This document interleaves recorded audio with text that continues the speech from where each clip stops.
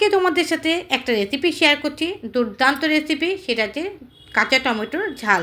এটা দিয়ে কিন্তু গরম গরম ভাত কিন্তু খেতে খুব ভালো লাগে।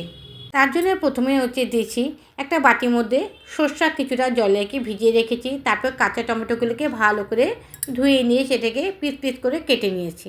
তারপরে কড়াইতে সর্ষের তেল গরম হয়ে গেলে তার মধ্যে সামান্য পরিমাণে কালো জিরে দিয়েছি। তার মধ্যে শুকনো লঙ্কা দিলে খুবই ভালো হতো, আমি না শুকনো লঙ্কাটা দিতে ভুলে গিয়েছি।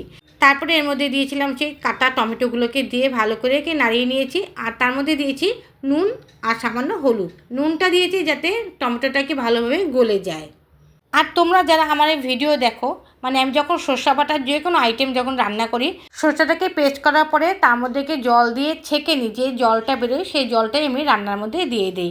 তা এখানেও তাই করেছি। যখন ওটা নরম হয়ে গেছে, সেই সর্ষার যে জলটা বেরিয়েছে সেই জলটা দিয়েছি। আর তারপরে দিয়েছি সামান্য একটু চিনি। ব্যাস রেডি। আর নামানোর আগে সামান্য সর্ষার তেল আর দুটো কাঁচা লঙ্কা চিড়ে দিয়েছি। তো ভিডিওটি কেমন লাগলো আমাকে একটু কমেন্ট করো, আর আমার চ্যানেলকে সাবস্ক্রাইব করো।